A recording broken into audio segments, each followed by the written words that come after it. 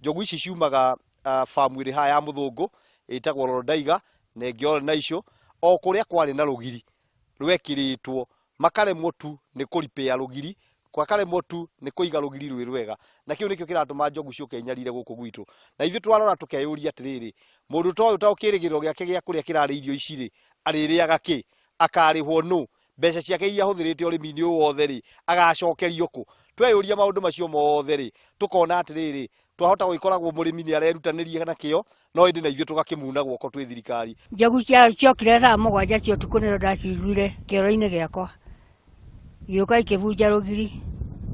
ndararire ngihura irebe gugikira na mwandu aitura namo makiamukuria makiugiriria aria angi maugaga mbu kwanja sekondari nirambire kuga mbu tumakite ni njogu ici ni undu wa guthukia mbembe matunda rugiri na guthukagia indo ciothe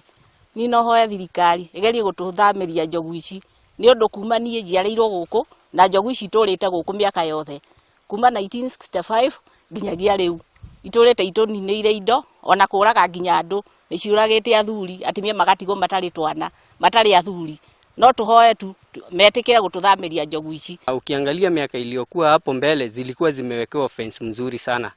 na sijui ni aje kuliendelea hiyo fence sasa imekatika. Ndovu wameongezeka, wamekuwa hapa wengi sana na tukiita hao polisi wa KWS wenye wako karibu na sisi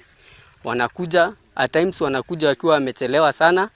Alafu sasa wakijaribu kupiga hizi ndovu zinawazidi.